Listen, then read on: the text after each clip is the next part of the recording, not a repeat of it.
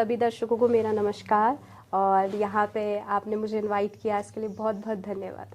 Okay दीक्षा, आपके कई songs अब तक रिलीज हो चुके हैं जिसे दर्शकों से काफी अच्छा रिस्पांस भी मिला। आगे बातचीत में उनके बारे में मैं आपसे बात करूंगी, लेकिन उससे पहले आपका जो हाल ही में रिलीज हुआ है सॉन्ग काला चश्मा, उसके बारे में बात करूंगी। आपके इस नए नए गीत से अपने प्रोग्राम की ताजा शुरुआत करूंगी और जानूंगी कैसा लग रहा है दर्शकों को इस गीत को लेकर जो रिस्पॉन्स मिल रहा है। जी बिल्कुल आरती।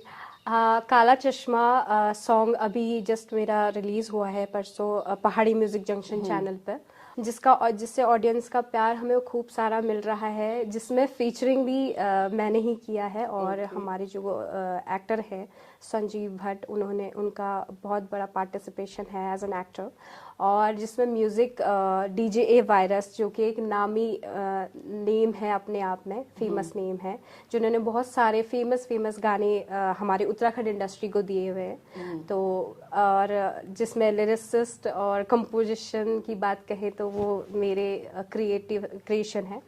तो ये बहुत अच्छा रिव्यूज़ मिल रहा है एंड मैं यही एक्सपेक्ट करती हूँ कि लोगों को बहुत पसंद आएगा वो, और चल रहा है बहुत मतलब अच्छा। आप लिखती भी हैं, गाती भी हैं, तो मतलब आपको छोटा पैकेट और बड़ा धमाका कहना गलत नहीं होगा। हाँ बोल सकते हैं आप, बट ये है कि ऑडियंस जब आपके टैलेंट वो निखारती ऑडियंस है बिल्कुल, कि आप क्या डिजर्व करते हो। तो वो मुझे as an actor, as a singer, as a जो मैं गाने लिखती हूँ वो गाने भी लोगों को पसंद आते हैं। तो मैं बहुत अपने आप को बहुत ही अच्छा फील करती हूँ कि यस, कि हाँ ये भी मैं कर सकती हूँ। बिल्कुल, वो अपने आप में काफी अच्छी फीलिंग्स रहती है। बिल्कुल। ओके दीक्षा, आपके कई सारे सॉन्ग्स जो हैं रिलीज हो चुके हैं, है ना? तो आपके कई सारे फैंस हैं जो जानना चाहते हैं कि आपका बॉन्ड कहाँ से है और आपकी स्टडी कहाँ से हुई है। आरती, बेसिकली मैं बिलोंग करती हूँ अल्मोड़ा डिस्ट्रिक्ट से, जो और अल्मोड़ा डिस्ट्रिक्ट में एक छोटा सा गांव है मेरा, देघाट।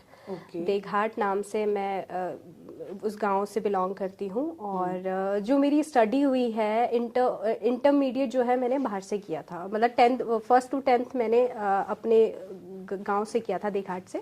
एंड देन आफ्टर मैंने बाहर पढ़ाई करी थी हल्द्वानी से। एंड देन आफ्टर मैंने जो अपनी डिग्री ली थी वो रानीखेत से ली। And then after I will shift to Dehradun for my post graduation degree. Okay, तो फिर इस फील्ड में आना कब शुरुआत हुआ आपका? आरती, मेरा पहले से ही, बचपन से ही मेरे को शौक था। क्योंकि स्कूल्स में जब मैं छोटी सी थी तो मैं बहुत सारे एक्ट करती थी कैरेक्टर्स का, और गाना गाती थी। तो एक वेलकम सॉन्ग मैंने गाना गाया था उस टाइम पे। तो उसके बाद से मेरा बहुत ज़्यादा रुचि लगने लग गई थी इस गाना गाने में, डांस करने में, कैरेक्टर्स रोल करने में। तो बोलते हैं ना, जिसमें इंटरेस्ट होता है आपको उसको वही करना चाहिए था। बिल्कुल। तो पढ़ाई के साथ साथ मैं इस चीज़ को भी लेके चली, लेकिन बाद में मुझे पता चला कि यस मैं इसमें अच्छा कर सकती हूँ, क्योंकि ऑडियंस का प्यार मुझे इतना मिला। आज मुझे जितना प्यार मिल रहा है ऑडियंस, अपनी उत्तराखंड ऑडियंस और जो बाहर है लोग, उनसे भी इतना प्यार मिल रहा है। तो मुझे ऐसा लगता है कि मुझे इस म्यूज़िक इंडस्ट्री के लिए बहुत कुछ करना है और मैं करूँगी। ओके दीक्षा, काफी अच्छी आपने बात कही कि आपको उत्तराखंड म्यूजिक इंडस्ट्री को आगे ले जाना है, और आज का युवा अगर ऐसी बात करे तो वो अपने आप में काफी अच्छा जो है सुनने में लगता है। तो अभी थोड़ी देर पहले काला चश्मा का जिक्र हुआ, तो मैं चाहूंगी कि 2 लाइन अगर आप हमारे दर्शकों के लिए गुनगुनाते तो फिर मजा आ जाता। जी बिल्कुल आरती।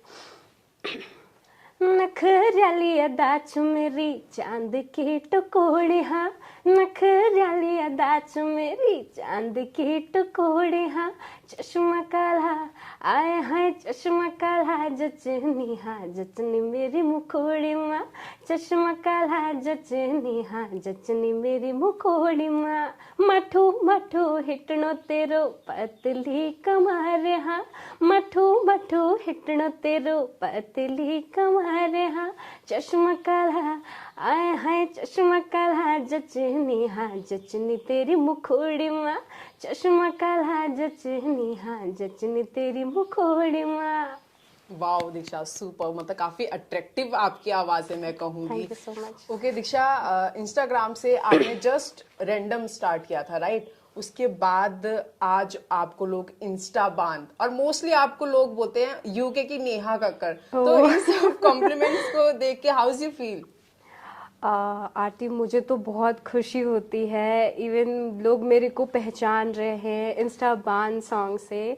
तो इंस्टा बान बोलते हैं, नेहा कक्कड़ बोलते हैं, और नहीं तो कंगना कंगना रनौत भी बोलते हैं।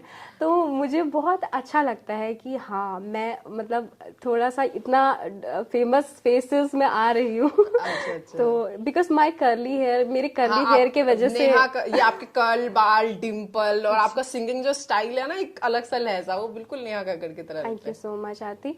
हाँ, मैं ये सोचती हूँ कि मुझे लगता तो नहीं है कि आपके कमेंट बॉक्स पर अगर मैं विजिट करूँ तो मोस्टली लोग आपको नेहा कक्कड़ ही बोलते हैं। हाँ, नेहा कक्कड़, कंगना रनौत और आपके अभी के लुक की अगर मैं बात करूं तो वेस्टर्न लुक के साथ ये पहाड़ी लुक काफी आप पे सूट कर रहा है। जी जी जी, मैं बेसिकली उत्तराखंड से हूँ, तो मैं अपने उत्तराखंड का कोई सब कल्चर लेके चलती हूँ कहीं भी जहाँ जाओ। तो क्योंकि मुझे मेरे उत्तराखंड से बहुत प्यार है, बहुत प्यार करती हूँ मैं उत्तराखंड के लिए, और मैं सबसे मैं चाहती हूँ कि मैं अपने उत्तराखंड के लिए बहुत कुछ करूँ। तो यही मेरा एक ड्रीम भी है, और उत्तराखंड को आगे से आगे ले जाऊँ। तो इंस्टाबान जैसा आपने कहा, इंस्टाबान, नेहा कक्कड़, कंगना रनौत अपने आप में खुद मतलब नेहा कक्कड़ और कंगना रनौत ये अपने आप में बहुत खुद बड़ा बड़े कॉम्प्लीमेंट हो जाता है एक मतलब इंडस्ट्री में आपने मतलब आप आए और तुरंत आपको ये कॉम्प्लीमेंट्स मिलना बहुत बड़ी बात हो जाती है। जी जी जी, बिल्कुल बिल्कुल। तो इंस्टाबान से मुझे बहुत खुशी हुई। सबसे पहले मुझे इंस्टाबान ही बोला था, सब इंस्टाबान से ही मुझे जानते हैं। हाँ। दीक्षा, जब आपने फर्स्ट टाइम स्टूडियो विजिट किया, अपनी जो कंपोजिशन थी उसे फर्स्ट टाइम रिकॉर्ड किया, तो पहला पहला वो क्या कुछ आपका एक्सपीरियंस रहा, कैसी वो फीलिंग्स थी? आरती, इंस्टा बांद इतना लोगों को पसंद आ रहा है, उसके लिए मैं बहुत बहुत मतलब खुद अच्छा लग रहा है मुझे कि इंस्टा बांद इतना लोगों को। लेकिन इसके पीछे बहुत अच्छा एक मैं आपको बताती हूँ। हमारा इंस्टा बांद जो है, वो जो लिरिक्स है वो मिस्टर विजय प्रकाश जी की हैं, ओके। जो इसमें मेरे साथ as a male singer duet कर रहे हैं। हाँ। तो उनके साथ बैठ के मैं, डीजे वायरस सर और मिस्टर विजय विजय प्रकाश सर बैठे थे। तो हमारी साथ में हमारी ये बैठ के ये चीज़ हो रहा था कि कहाँ पे कौन सी लाइन थी, क्योंकि वो गाना पूरा कंप्लीट नहीं हुआ था। तो जब वो कंप्लीशन की ओर आया था, तो हम क्योंकि आजकल आप देख रहे हैं ऑडियंस को एक लाइन, जब वो ऑडियंस को एक लाइन पसंद आनी चाहिए, ऑडियंस एक लाइन पसंद करती है, फिर गाना वायरल हो जाता है। तो उसमें हम वही लाइन का सोच रहे थे कि हम इस लाइन में क्या ऐसा पुट अप करें जिसके वजह से ये और इस पे और निखार आए। तो जो मेन जो इंस्टाग्राम रील्स पे चला, नी पानी की माछी फसनी ना जाल में, तेरा जैसा नौने कत गे छलैन में। तो आजकल की ऑडियंस को आप देखें तो ये एक अपने आप में, अगर लड़की ऐसा बोले तो बहुत अच्छा लगता है कि मतलब अच्छा इंप्रेशन पड़ता है इस चीज को लेके।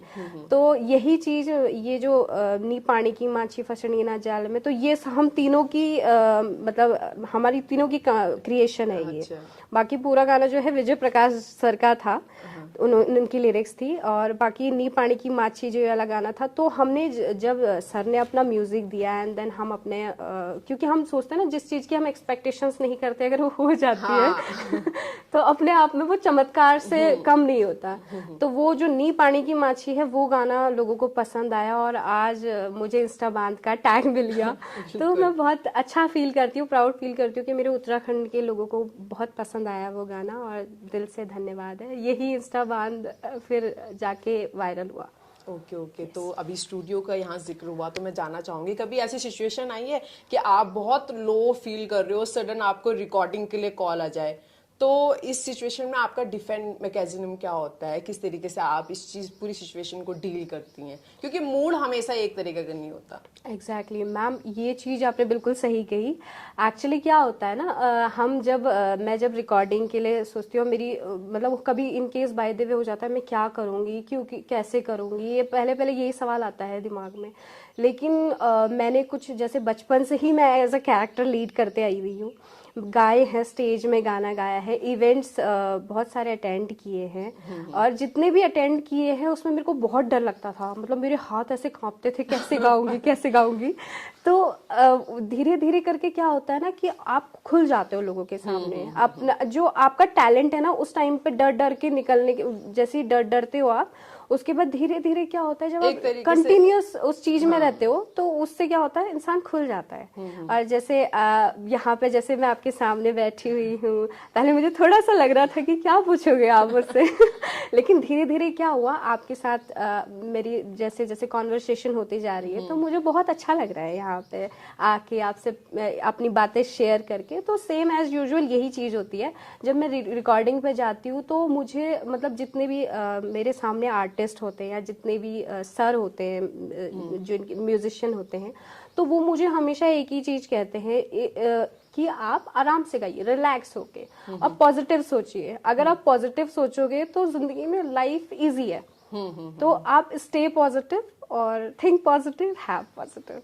मतलब लेसन्स बोल सकती हैं आप Yes, इन exact. सारी। तो बोलते हैं ना कि अगर हमारी जो चीजें हैं लाइफ में वो हमारे मन मुताबिक हो जाएं तो there is no thrill in our life. Yeah, exactly. बिल्कुल। तो दीक्षा, आपके जैसे कि मैंने कहा कि कई सॉन्ग्स जो हैं रिलीज हो चुके हैं, दर्शकों से उन्हें काफी अच्छा रिस्पांस मिला। मैं आपसे जानना चाहूंगी कि आपका कोई ऐसा पसंदीदा सॉन्ग जो आपको काफी पसंद हो लेकिन ऑडियंस से उसे कुछ खास रिस्पांस नहीं मिला जितना आप चाहते थे। मैम मेरा तो पहला जो सॉन्ग आया था जब मैंने स्टार्टिंग करी थी म्यूजिक इंडस्ट्री में, मैं जब आई थी तो जो हमारे नोन फेमस सिंगर जो उत्तराखंड के हैं, इंदर आर्या जी, ओके ओके। उनके साथ मेरा एक गाना आया है, गाना आया उनके चैनल पे, मेकअप सॉन्ग। ओके। तो वो स्टार्टिंग मेरी फर्स्ट स्टार्टिंग मेरी उन्हीं के गाने से थी। फिर बाद में मैंने अपनी जितनी भी ये चीजें वो कंटिन्यू करी थी। जो पहला सॉन्ग था इंदर आर्या जी के साथ, तो वो मैंने गाया वहाँ पे। उस टाइम पे भी आपने जो पहली बात करी थी, थोड़ा सा हिचकिचाहट हो रही थी, कैसे गाऊंगी, क्या करूंगी। बट यू नो, जब लगन होती है किसी चीज की और बिल्कुल, आप बिल्कुल, किसी चीज बिल्कुल। को बिल्कुल ऐसे लेके चलते हो कि हाँ भाई अब तो कर ही दो। हाँ। बात करने में भी मतलब उनसे मैंने डायरेक्ट कांटेक्ट किया था, उनके डिस्क्रिप्शन अबाउट में मेंशन था कि क्योंकि उत्तराखंड के आर्टिस्ट की नीड थी, तो मैं चाहती थी कि मैं उनके साथ एक डुएट करूं। एंड मैं थैंक यू सो मच कहना चाहती हूँ इंदर आर्या जी को कि उन्होंने मुझे मौका दिया। पहला सॉन्ग मेरा उन्हीं के साथ था, बट उसमें लोगों का प्यार मिला है, ऐसा नहीं है। लोगों ने पसंद किया, खूब पसंद किया, जिसमें बालम बगड़वाल जी की लिरिक्स थी उसमें, और मेरा और इंदर आर्या जी का डुएट था। तो उसके बाद मैंने मतलब वो गाने से मैंने इतनी रीच नहीं मिली, मैं उतनी ऑडियंस के सामने एक्सप्लोर नहीं हो पाई। तो देन आफ्टर फिर मैंने जब अपना कंटिन्यूटी स्टार्ट करी तो फिर मैंने अपना खुद का चैनल पे वर्क करना स्टार्ट किया। एंड देन आफ्टर फिर इंस्टा बांध आया, देन जिप्सी आया। तो फिर उसके बाद से ऑडियंस को धीरे धीरे, क्योंकि अप टू डेट होना बहुत जरूरी होता है, बिल्कुल बिल्कुल। तो अप टू डेट हुई, नया नया जो इनोवेटिव आइडियाज हो वो लेके आई कि ताकि लोगों को अच्छे लगे, क्योंकि ऑडियंस के हिसाब से मैं हमेशा सोचती हूँ कि ऑडियंस को क्या पसंद है। बिल्कुल। तो इस हिसाब से मैं धीरे धीरे कंटिन्यूटी रही। ऑडियंस के पसंद का आपने जो है अपना जो क्रिएशन किया, आपने कंटेंट लाए, इसी के बदौलत आपने अभी बताया था 6 मंथ्स में जो है काफी आपने अच्छा खासा फेम जो है पा लिया है। जी मैम। तो दीक्षा, अगर आउटसाइडर मतलब खुद जो है हर चीज अपने बलबूते पे करना है, और अगर मैं उसकी जगह आपको देखूं, है ना, तो इस सक्सेस के पीछे क्या कुछ आपका बैड फेस रहा है? मैम मैं बैड फेसेस तो क्या बताऊँ आपको, मतलब बहुत होता है ना कि आप कभी फर्स्ट स्टेप रखते हो और उसके बाद आपको हार महसूस होती है, उसके बाद से आप कहते हो यार नहीं यार, बैक गिव अप करते हैं, मत करो, आगे मत करो। बट बहुत फेजेस हुए। देखिए, सबसे पहली इंपॉर्टेंट बात होती है कि पेरेंट्स का सपोर्ट होना बहुत जरूरी है। बिल्कुल बिल्कुल बिल्कुल। और पेरेंट्स फर्स्ट का ऑडियंस भी पेरेंट्स ही रहते हैं। First audience is the parents. और उन्होंने ऐसा है कि मुझे सपोर्ट नहीं किया। म्यूजिक फील्ड में बचपन से इतनी सारे मेरे प्राइजेस, इतने सारे मेरे मतलब इतने सारे मैंने प्राइजेस जीते हैं, मेरे को तो याद भी नहीं है, वहां लगे पड़े, वो कहीं किसी जगह कोने में पड़े हुए हैं वो। अच्छा। तो मतलब वो देख के ना मैं मतलब दिखाती थी कि यार मैंने ये सिंगिंग कंपटीशन में मैं फर्स्ट आती थी हमेशा, डांसिंग कंपटीशन में फर्स्ट सेकंड तो आना ही होता था, और कोई भी चीज होती थी तो वो फर्स्ट। लेकिन जब रिपोर्ट कार्ड आता था तब तो फिर वो और ज्यादा सीरियस हो जाते थे, लेकिन इससे कोई मैटर नहीं था उनको। तो जैसे ही आया मतलब जैसे मैं पेरेंट्स से बोलती थी कि पापा मम्मी मुझे ये करना है, मेरे को सिंगिंग लाइन में जाना है, मुझे बहुत कुछ करना है अपने उत्तराखंड के लिए, बाहर भी जाना है, अपने उत्तराखंड को एक्सप्लोर करना है। तो वो कहते हैं बेटा क्या है ये चीजें, तो कुछ नहीं है, क्या करना है इसमें। लेकिन एक मतलब एक आर्टिस्ट को ही पता होता है ना कि क्या होता है, क्योंकि वो उनका बस मेन फोकस था कि सरकारी एग्जाम हाँ, निकाले। पहाड़ी फैमिलीज में अक्सर पेरेंट्स के ज्यादा अमूमन लड़कियों को लेके उनका एक अलग ही प्रोस्पेक्टस रहता है कि लड़कियां इस फील्ड में या इस फील्ड में। आज भी ऐसा ही होता है कि वो मुझे या तो समूह गौ के पेपर देंगे या कोई भी सरकारी एग्जाम, जो भी जिस भी चीज की अगर विज्ञप्ति आई रहती है तो बेटा एक बार इसको देख ले, एक बार इसका एग्जाम निकाल ले। तो वहां पे क्या होता है ना कि मैं नहीं कर पा, जो चीज हम नहीं कर सकते वो हम क्यों करें, जिसमें इंटरेस्ट ही नहीं है। और मैं भी हमेशा यही और पीपल से कहूंगी कि, और हर एक पेरेंट्स से कहूंगी कि अपने बच्चों को ना उनकी मर्जी से करने दीजिए, उनके सपने जीने दीजिए। क्योंकि ना लाइफ जस्ट एक बार मिलती है, बार बार नहीं मिलती है। हाँ, बिल्कुल, पहली बिल्कुल। चीज तो है, और अपनी जिंदगी में आप अपने टैलेंट से ही नाम कमा सकते हो। तो मैं यही बोलती हूँ कि ठीक है, पेरेंट्स को भी लेके चलिए, क्योंकि मैं पेरेंट्स का भी मान रखती हूँ हमेशा जिंदगी जब में। आपने अपने पेरेंट्स के सामने फर्स्ट टाइम अपने इस इंटरेस्ट को रखा तो कैसा रिएक्शन था पेरेंट्स का? जैसे कि आप बता रही हैं कि पेरेंट्स इस फील्ड को पसंद नहीं करते थे। पहली चीज तो मैं फाइनेंशियली बहुत वीक थी। ओके। मैं बहुत ज्यादा, जब मैं इस लाइन में सोचा था ना कि मैं म्यूजिशियन से गाना बनाऊंगी, क्योंकि हर मतलब कुछ ना कुछ तो रहता ही है, आप म्यूजिक बनाने जा रहे हो तो उनको कुछ पेमेंट तो करोगी ना, ऐसे फ्री में थोड़ा ना बना देंगे गाना। तो मैं गई, मतलब पापा से बोला, पापा जी मुझे ना गाना, एक मेरी खुद की क्रिएशन है, लिरिक्स पूरी डायरी भरी रहती है मेरी लिरिक्स से ना, तो मैं ऐसे गाने लिखते रहती हूँ जब भी। तो मैंने कहा पापा मैंने इतने सारे गाने लिखे हैं, इनको मेरे को लॉन्च करना है, तो मुझे थोड़ा सा फाइनेंशियली हेल्प कर दीजिए। बेटा क्या फायदा इस चीज का, वेस्ट ऑफ टाइम। तो वेस्ट ऑफ टाइम उनके लिए था, मेरे लिए ये बहुत बड़ा एसेट है मेरा। बिल्कुल, बिल्कुल।